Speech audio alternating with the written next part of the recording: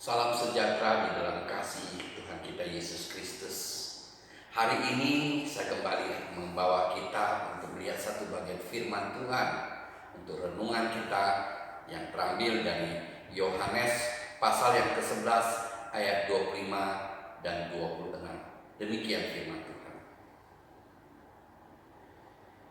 Jawab Yesus, akulah kebangkitan dan hidup. Barang siapa percaya kepadaku, ia akan hidup walaupun ia sudah mati.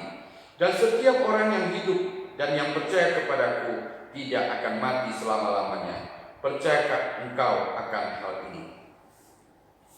Setelah manusia jatuh ke dalam dosa, maka penderitaan yang begitu banyak datang dalam kehidupan manusia.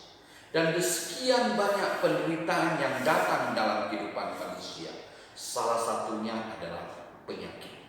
Jadi dari sini kita bisa mengatakan bahwa penyakit itu berasal dari dosa. Tapi tentu bukan karena ada pernyataan ini kemudian semua penyakit kita hubungkan dengan dosa. Tentu kita tidak bisa menyatakan bahwa semua penyakit saat ini yang terjadi kekinian yang dihasilkan dari perbuatan, tentu kita tidak bisa menghubungkannya semuanya dengan dosa. Tapi ada kalanya memang manusia ada kecenderungan untuk selalu menghubungkan penyakit dengan dosa. Suatu ketika waktu Tuhan Yesus masuk ke Yerusalem, tepatnya pada waktu dia ada dekat kolam Siloam, ada seorang pengemis yang buta sejak lahir. Dan tak kala melihat orang itu, murid-murid bertanya kepada Tuhan, Tuhan, siapakah yang berdosa? Orang inikah yang berdosa ataukah orang tuanya sehingga dia dilahirkan buta? Dan dengan tegas Tuhan mengatakan kepada mereka, bukan dosa orang ini dan juga bukan dosa orang tuanya, tetapi pekerjaan-pekerjaan Tuhan harus dinyatakan di dalam dia. Kenapa murid-murid bisa punya pemikiran seperti ini? Pemikiran seperti ini adalah suatu pemikiran yang pada umumnya ada di dalam benak orang-orang Yahudi, yang mereka hubungkan dengan penyakit-penyakit yang serius atau penyakit-penyakit tertentu yang mereka anggap bahwa ini semua pasti disebabkan oleh dosa. Oleh sebab itulah, tak kala mereka melihat orang ini yang buta sejak lahir, mereka langsung menghakimi orang itu dengan memberikan dua pernyataan yang keluar untuk dipilih. Apakah dosa orang ini atau dosa orang tuanya? Tapi Tuhan menjelaskan kepada mereka, bukan dosa orang ini dan juga bukan dosa orang tuanya, tetapi pekerjaan-pekerjaan Tuhanlah yang harus dinyatakan melalui dia. Karena kita tahu bahwa kemudian nanti Tuhan akan menyembuhkan dia, dan melalui kesembuhan ini Tuhan membawa orang ini percaya kepada Tuhan, dan melalui kesembuhan dan di mana orang ini tidak buta lagi, Tuhan ingin supaya murid-murid belajar sesuatu dari apa yang dia lakukan. Jadi jelas bahwa dia mengalami ini bukan perbuatan dosanya dan juga bukan perbuatan dosa orang tuanya. Tetapi di pihak lain memang kita juga bisa temukan ada orang yang mengalami penyakit itu karena dosa. Kita bisa mengambil peristiwa di Bethesda misalnya. Di Bethesda, di kolam Bethesda ada seorang yang sakit selama 38 tahun. Dan Tuhan menyembuhkan orang ini. Dan setelah menyembuhkan orang ini, Tuhan berkata kepadanya demikian, engkau sudah sembuh. Jangan berbuat dosa lagi supaya tidak terjadi yang lebih buruk lagi terhadap engkau. Nah, pernyataan Tuhan Yesus ini memberikan kita indikasi yang kuat bahwa orang ini mengalami penyakit yang dahulunya itu adalah disebabkan oleh karena dosa. Dan itu pun Tuhan sembuhkan. Dan Tuhan menginginkan dia untuk tidak berbuat dosa lagi, supaya tidak terjadi hal yang lebih buruk lagi di dalam hidupnya. Nah, dari dua peristiwa ini memang kita dapatkan ada orang yang bisa mengalami penyakit itu karena dosa. Tetapi ada juga orang yang mengalami sakit yang serius itu bukan berhubungan dengan perbuatan dosanya. Oleh sebab itu, kita sebagai orang yang di luar daripadanya, kita tidak berhak untuk menghakimi seseorang karena penyakitnya, karena kita tidak tahu apa yang terjadi dalam hidupnya. Biarlah urusan dia dengan dosa, dia berurusan dengan Tuhan. Dan bagian kita adalah memberikan perhiburan, kekuatan, berdoa untuk dia, dan kalau bisa kita memberikan bantuan pertolongan. Biarlah itu menjadi bagian kita, karena kita tidak tahu apa yang terjadi dalam hidupnya. Dalam hal ini memang kita juga akan temukan lagi nanti bahwa orang yang menganggap bahwa orang yang mengasihi Tuhan dan yang dikasihi Tuhan itu tidak mungkin mengalami sakit penyakit, tidak akan mengalami hal-hal yang seperti ini, apalagi penyakit yang serius yang membuat dia menderita. Baru-baru ini ada seorang hamba Tuhan, dia meninggal. Dia meninggal disebabkan oleh karena virus corona yang membuat dia akhirnya harus dikebumikan dengan memakai sistem prokes yang ada. Dan hal inilah yang membuat akhirnya orang berpikiran, apakah orang ini adalah orang yang mengasihi Tuhan, ataukah orang ini adalah orang yang dikasihi oleh Tuhan? Ada pertanyaan seperti ini. Padahal ada banyak kesaksian mengatakan bahwa orang ini adalah orang yang mengasihi Tuhan, yang sungguh mengasihi sesamanya, yang adalah orang yang rendah hati, yang siap melayani siapa saja yang Tuhan percayakan untuk dia layani. Dan mereka percaya bahwa orang ini adalah orang yang dikasihi Tuhan. Tetapi oleh karena dia mengalami hal seperti ini, ada sebagian juga orang yang menganggap apa mungkin kalau dia mengasihi Tuhan dan dia dikasihi Tuhan, dia bisa mengalami nasib yang setragis ini. Nah, untuk itu kita melihat apa yang dikatakan Alkitab mengenai hal ini. Nah, kita melihat di dalam perikop ini. Marta dan Maria mengatakan kepada Tuhan Yesus, Tuhan, dia yang engkau kasihi sakit. Dan di dalam Yohanes pasal 11 ayat 5, firman Tuhan menekankan lebih kuat lagi bahwa Yesus Kristus Tuhan kita mengasihi Marta, mengasihi kakaknya, mengasihi Lazarus. Tuhan mengasihi mereka. Memang firman Tuhan katakan, memang Tuhan mengasihi Marta, mengasihi Maria, mengasihi Lazarus. Firman Tuhan katakan jelas, Tuhan tidak mengasihi mereka secara global. Tuhan tidak mengasihi mereka seperti mengasihi manusia secara umum, tetapi ada kasih Tuhan secara khusus. Oleh sebab itu firman Tuhan menyebut nama mereka satu persatu, menyebut identitas mereka satu persatu. Mereka adalah orang yang dikasihi Tuhan secara khusus, bahkan Tuhan mengasihi mereka secara spesial. Tapi kita melihat mereka mengalami kesulitan, mereka mengalami penderitaan, mereka mengalami kesengsaraan. Marta dan Maria, saudaranya Lazarus sakit. Dan Lazarus yang dikasihi oleh Tuhan itu sakit. Bahkan kalau kita perhatikan, firman Tuhan menyatakan bahwa dia kemudian mati. Bukan hanya sekedar sakit, bukan sekedar sakit parah, tapi kemudian Lazarus juga mati. Orang yang dikasihi Tuhan ini, orang yang secara khusus dikasihi Tuhan ini, secara khusus adalah orang yang dikasihi Tuhan. Dia mengalami sakit, bahkan kemudian dia mati. Firman Tuhan ingin mengajarkan kepada kita bahwa orang yang dikasihi Tuhan pun bukan jaminan bahwa dia tidak akan mengalami sakit.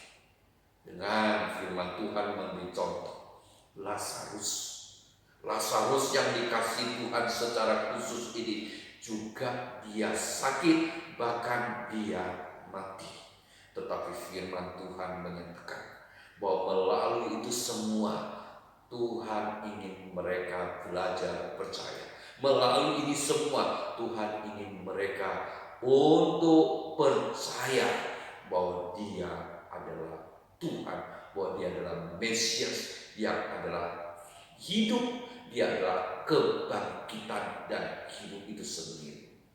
Dia mau mereka belajar supaya mereka boleh memperoleh keselamatan yang kekal melalui Dia.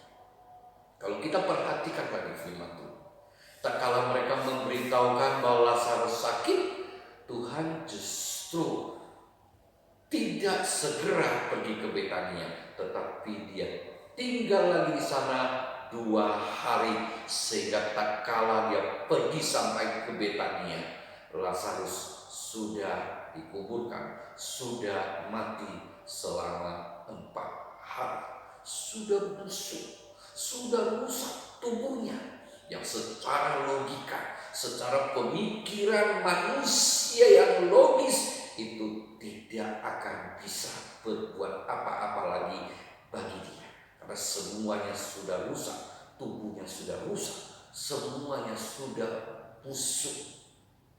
Tapi kita lihat Tuhan punya rencana yang baik untuk bagaimana orang-orang yang mengikut Dia belajar percaya, dan akhirnya mereka percaya dengan sungguh kepada Tuhan. Bukan sekedar percaya secara pengetahuan, bukan hanya sekedar pengetahuannya saja, tetapi percaya dengan mempercayakan hidupnya kepada Tuhan yang akan memberikan yang terbaik bagi dia yang percaya kepada Dia. Setelah Tuhan sampai di sana, ada Marta yang menyambut Dia. Tak kala bertemu dengan Tuhan, Marta banyak berbicara dengan Tuhan. Yang pertama dia ucapkan demikian, Tuhan, jikalau Engkau ada di sini, saudaraku pasti tidak akan mati. Nah, perkataan Marta ini kalau kita perhatikan nanti, rupanya juga disebut oleh Maria, dinyatakan juga oleh Maria. Maria juga mengatakan hal yang sama. Dia mengatakan, Tuhan, jikalau Engkau ada di sini, saudaraku pasti tidak mati. Dengan kata lain, mereka sebagai saudara, mereka punya pemikiran yang sama, yang punya sikap hati yang sama kepada Tuhan. Apa arti pernyataan Marta dan Maria ini? Artinya mereka mau katakan, jikalau waktu Lazarus masih sakit, Tuhan ada di situ, maka mereka percaya Tuhan akan menyembuhkan. Tuhan pasti bisa menyembuhkan dia. Tetapi dia sekarang sudah mati, apalagi mati 4 hari. Tuhan sudah tidak dapat berbuat apa-apa lagi. Itulah yang mereka mau katakan. Nah, pernyataan mereka ini apakah satu pernyataan yang merupakan ungkapan kekecewaan mereka? Apakah ungkapan mereka ini adalah satu ungkapan kemarahan mereka? Apakah ungkapan ini adalah satu teguran mereka kepada Tuhan? Kenapa berlama-lama untuk tidak datang kepada mereka? Bukan. Tetapi inilah satu pernyataan, satu ungkapan dari isi hati mereka yang paling dalam. Ungkapan sebuah curhatan hati. Sebuah curhatan hati kepada orang yang dekat dengan mereka. Orang yang mereka tahu mengasihi mereka dan mereka kasihi. Ini adalah sebuah ungkapan, sebuah pernyataan, sebuah curhat yang dicurhatkan kepada seorang yang mereka kasih dan mereka kasihi. Yang mereka tahu bahwa dia akan simpati dan empati kepada mereka. Jadi ini bukan sebuah teguran, ini bukan sebuah kemarahan atau kekecewaan, tetapi ini adalah sebuah curhatan hati dari seorang yang sedang berduka, yang mengungkapkan kepada orang yang dekat dengan mereka, yang mereka tahu mengasihi mereka. Nah, dari pernyataan ini juga kita bisa melihat bahwa pernyataan ini juga merupakan satu pemakluman. Ada hati yang mengerti, ada hati yang menerima bahwa Tuhan punya keterbatasan.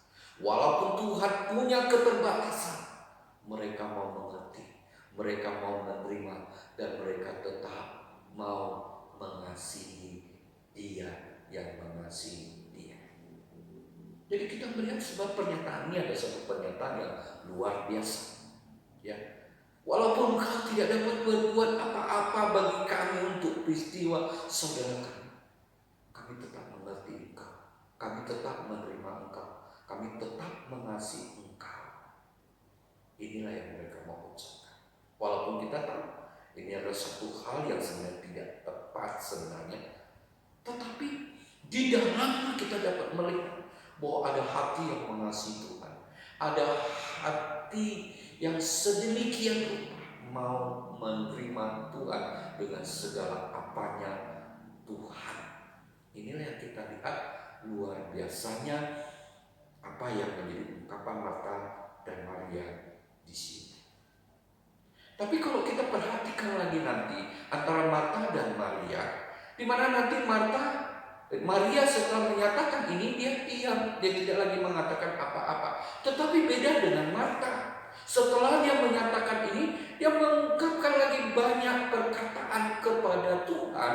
Dan kalau kita perhatikan ungkapan-ungkapan pernyataannya ini, kita nanti bisa jadi juga bingung. Kenapa kok bisa seperti ini? Kita lihat ayat selanjutnya.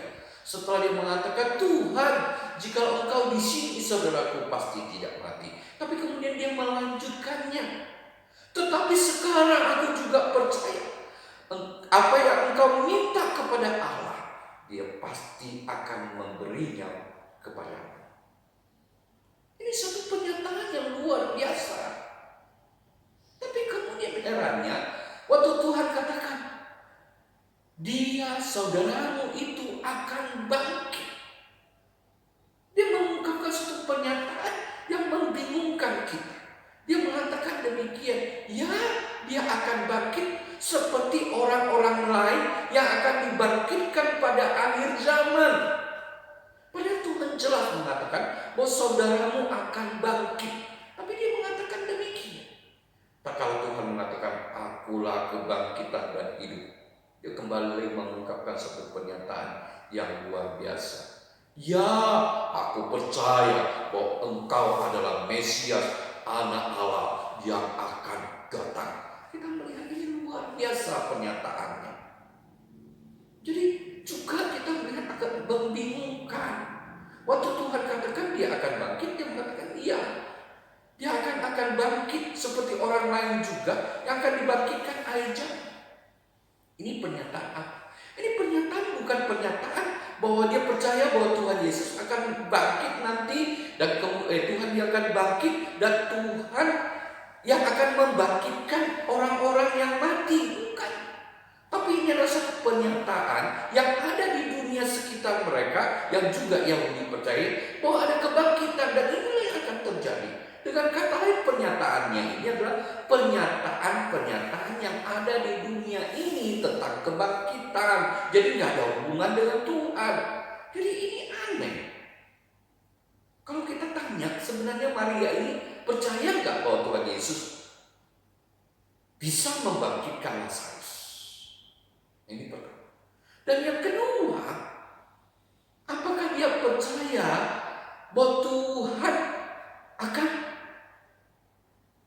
membangkitkan dia. Dan yang ketiga, mungkin kita bisa mengatakan, apakah di dalam pikirannya dia tidak terpikir bahwa Tuhan Yesus akan membangkitkan dia, sehingga dia mengungkapkan pernyataan seperti ini. Yang pertama, apakah dia percaya bahwa Tuhan dapat membangkitkan saudaranya? Yang kedua, apakah dia tidak percaya bahwa Tuhan Yesus dapat membangkitkan dia? Dan yang ketiga, seperti saya katakan tadi, mungkin di dalam pikirannya tidak ada kepikiran bahwa Tuhan Yesus akan membangkitkan saudaranya. Tapi kalau kita melihat seluruh perikop, kita dapatkan satu hal yang menguatkan kita bahwa sebenarnya dia tidak percaya bahwa Tuhan dapat membangkitkan Lazarus saudaranya. Dari mana kita dapatkan? Waktu Tuhan katakan, angkat batunya, angkat batu yang menutup kuburan Lazarus. Apa yang dia katakan? Tuhan, jangan.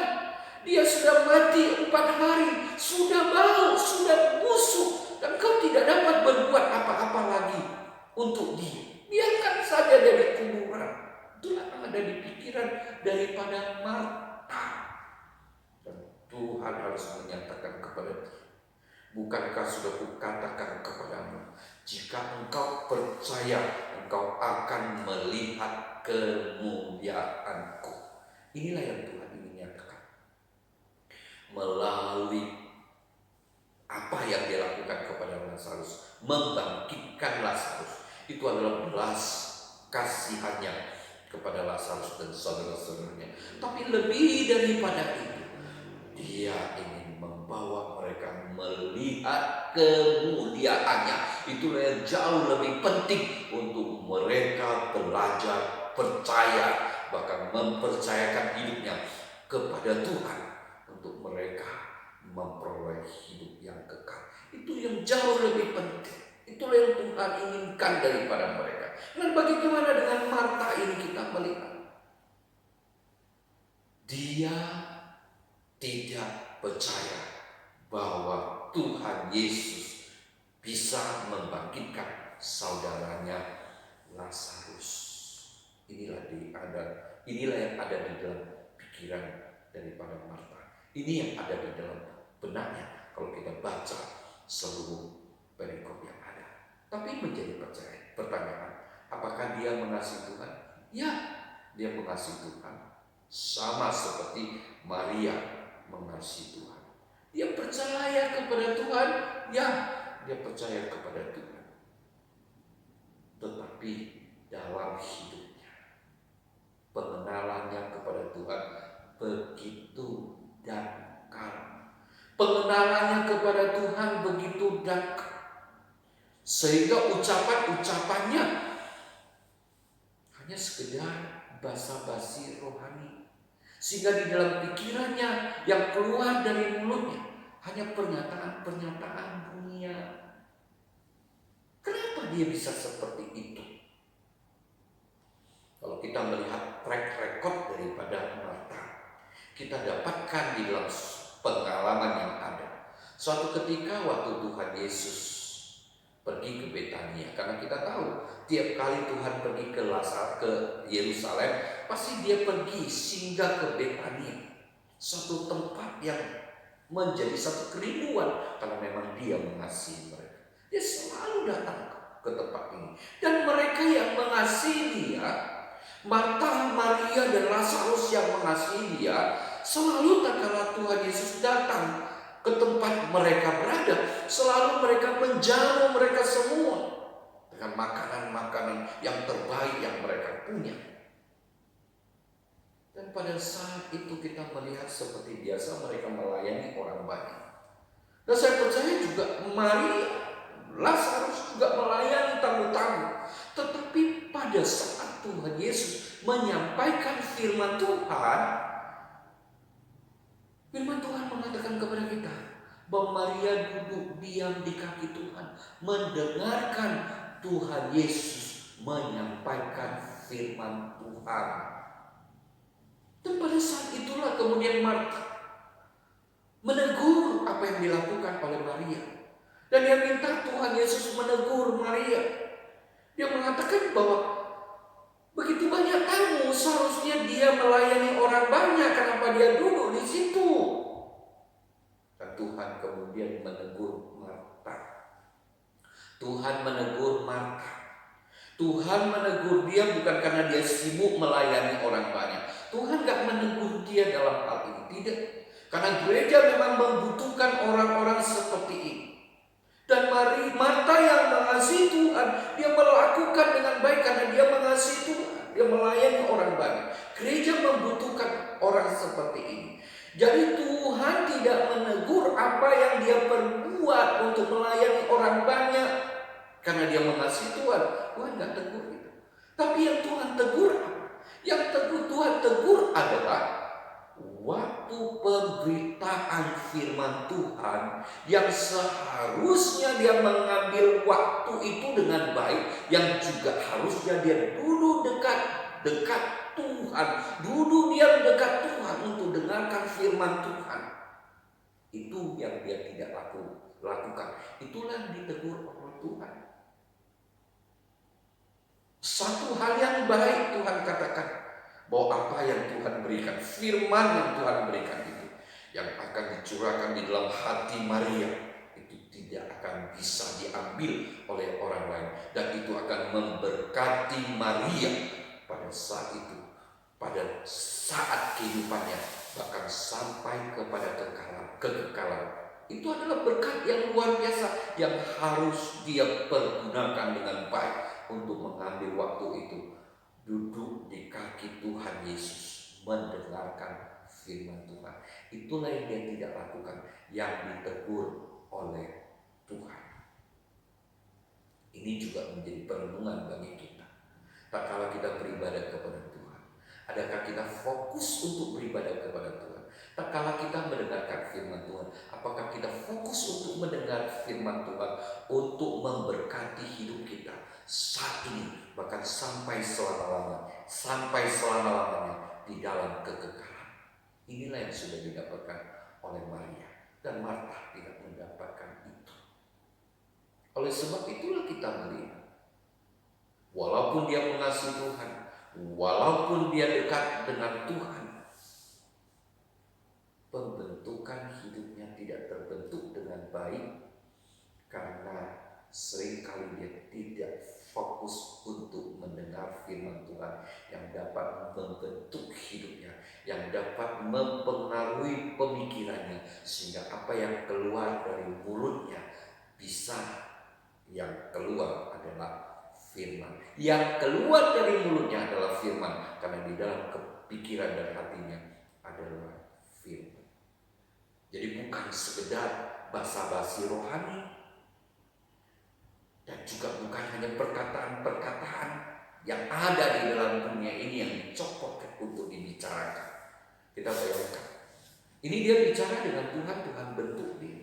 Tapi kalau dia bicara dengan orang lain, tentu itu ada perkataan-perkataan kosong yang tidak dapat memberkati orang lain untuk datang dan percaya kepada Tuhan. Tidak dapat memberkati orang lain untuk mendapatkan hal-hal yang rohani dari orang. Beda dengan Maria. Dia duduk dekat kaki Tuhan, mendengar firman Tuhan dengan baik. Itulah yang membentuk hatinya, yang membentuk pemikirannya, dan juga membentuk karakternya. Tak kala dia sudah mengucapkan perkataan yang saya katakan tadi, dia tidak lagi banyak bicara, tetapi dia lebih banyak melihat, mendengar, dan melihat untuk memberkati hidupnya. Kita nanti lihat di dalam pasal 12, dia meminyaki kaki Tuhan Yesus. Di dalam Yohanes pasal 12, dia meminyaki kaki Tuhan dengan minyak narwastu yang mahal. Kenapa dia bisa melakukan itu? Kenapa dia melakukan itu?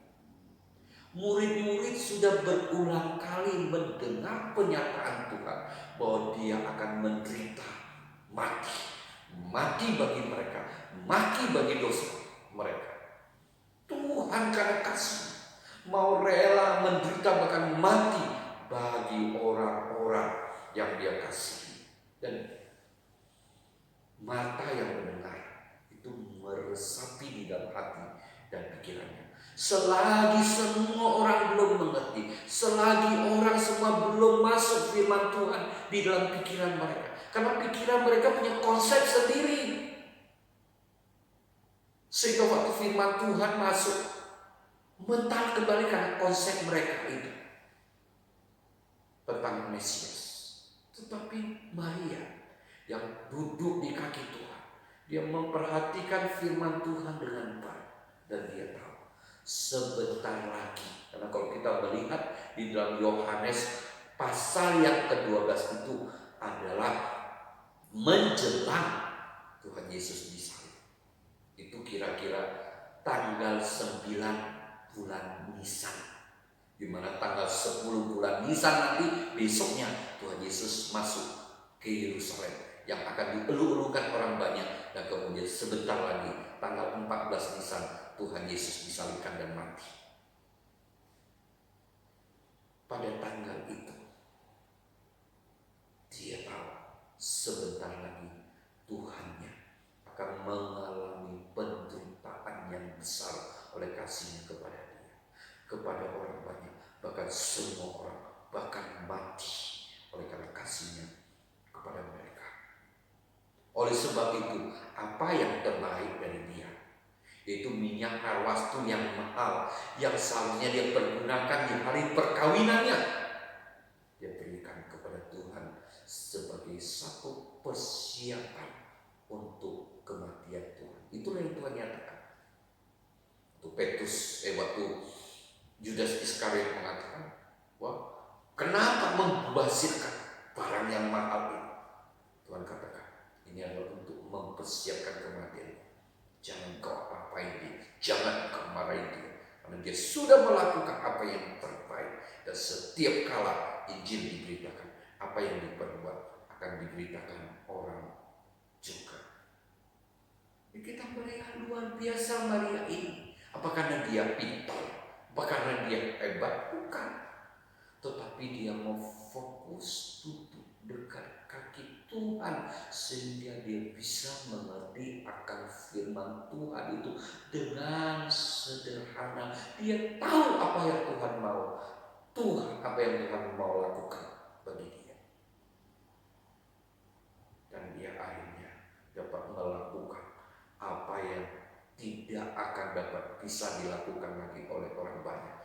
Dia dapat melakukan sesuatu yang hanya dialah yang dapat melakukan sebelum Tuhan Yesus mati, dan itu akan menjadi berkat sampai kepada kekekalan. Kenapa dia bisa mendapatkan itu? Karena dia mendengarkan firman Tuhan dengan baik, fokus, lebih pintar, aku lebih hebat. Masa kok begini firman Tuhan? Seharusnya kan begini, bukan begitu. Enggak. Kadang-kadang manusia pintar kan bisa berpikir begitu, ya, seolah-olah dia bisa lebih pintar dari Tuhan, sehingga dia tidak mendapatkan apa yang terbaik daripada Tuhan. Maria bisa mendapatkan itu karena dia mendengarkan dengan baik, dengan hati yang tulus, dengan hati yang sungguh-sungguh mau menyelami firman Tuhan itu di dalam hati dan pikirannya. Dan kita melihat bagaimana Tuhan membangkitkan Lazarus. Sekali lagi saya katakan, Tuhan membangkitkan Lazarus itu karena belas kasihannya kepada orang-orang yang dikasihinya. Bahkan kita melihat bagaimana empati Tuhan, simpati Tuhan. Tak kala melihat mereka menangis, Tuhan juga masmur hatinya. Firman Tuhan menyebut sampai 2 kali. Bahkan firman Tuhan katakan, Yesus menangis. Tuhan kita Yesus menangis tak kala melihat mereka menangis. Padahal Tuhan tahu dia sebentar lagi kan dapat dibangkitkan. Kenapa dia menangis? Dia menangis itu menunjukkan empatinya. Tapi di sini juga kita dapat melihat, inilah kasih Tuhan yang luar biasa.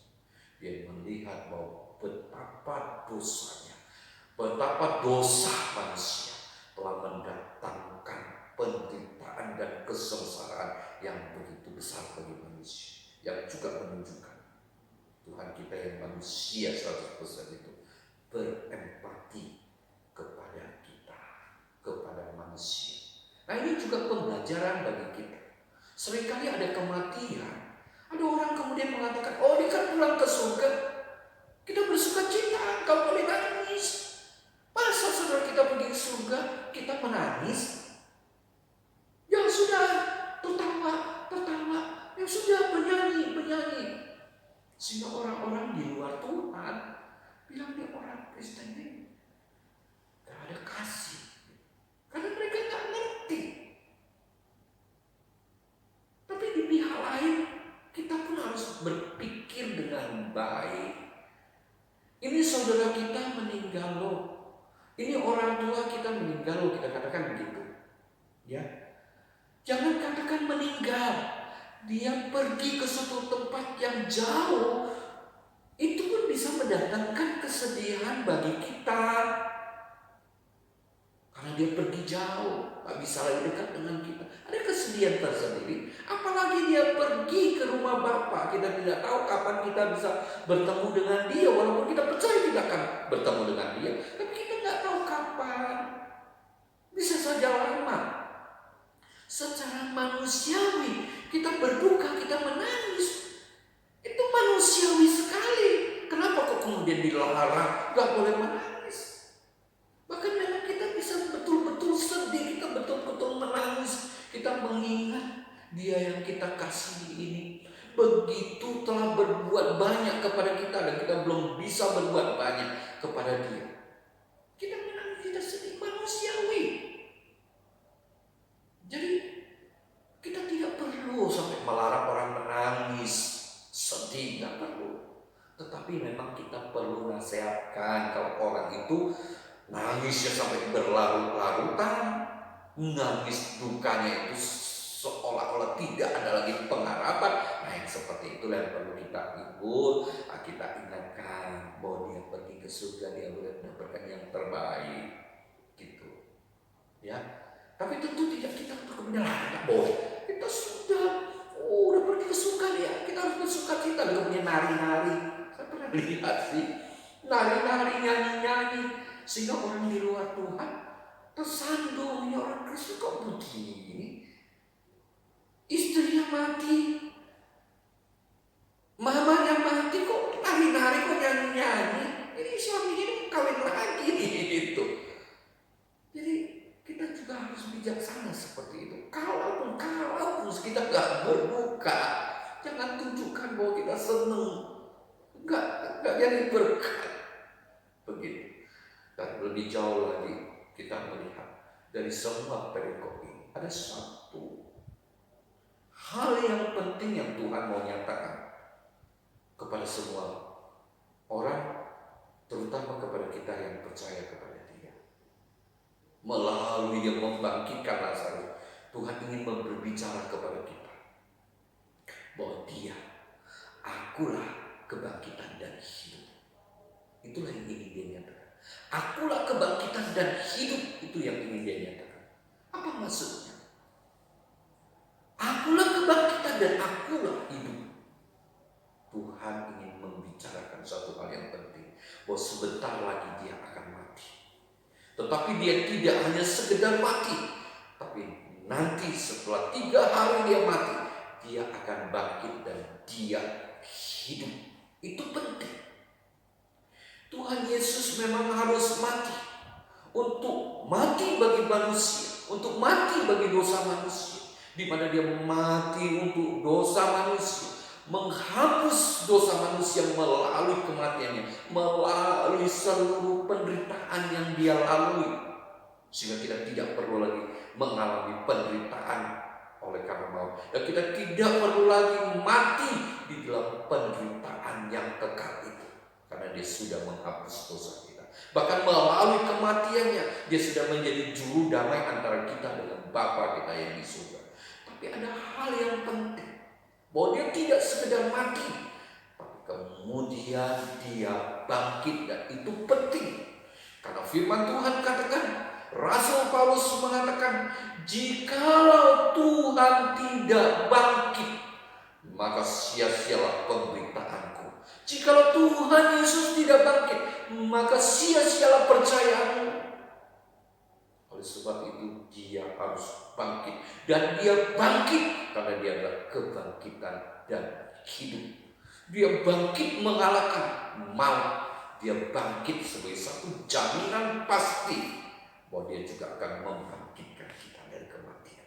Dan kalau kita perhatikan Yohanes pasal 11 ayat 25 dan 26 ini, kita perhatikan firman Tuhan mengatakan demikian. Akulah kebangkitan dan hidup, barang siapa percaya kepadaku, ia akan hidup walaupun ia sudah mati. Ia akan hidup walaupun ia sudah mati. Bicara apa? Yang pertama adalah bahwa orang yang percaya kepada Tuhan Yesus, dia yang sudah mati secara rohani, dia akan dihidupkan dengan satu kehidupan yang baru yang disebut kelahiran baru. Yang lama sudah berlalu, sesungguhnya yang baru sudah datang.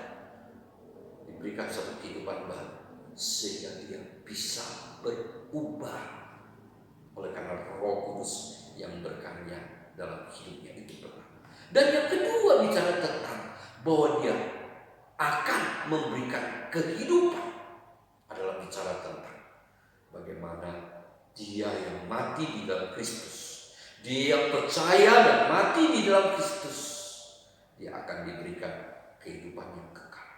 Dia yang mati di dalam Kristus akan diberikan kehidupan yang kekal di rumah Bapa yang di surga. Oleh sebab itu setiap orang yang percaya kepada Tuhan tidak perlu khawatir lagi akan maut. Karena tak kala dia mati, dia akan dibawa ke rumah Bapa. Rohnya akan dibawa ke rumah Bapa di surga untuk menikmati segala kenikmatan yang Tuhan telah siapkan. Diberikan hidup yang kekal kepadanya. Karena itu sudah dikaryakan oleh Tuhan melalui kematiannya dan kebangkitannya. Dan di dalam ayat 26 di sana dikatakan bahwa orang yang mati di dalam Kristus, orang yang mati di dalam Kristus, dia tidak akan mati selama-lamanya. Itu ayat 26. Orang yang mati di dalam Kristus tidak akan mati selama-lamanya, firman Tuhan katakan. Apa maksudnya?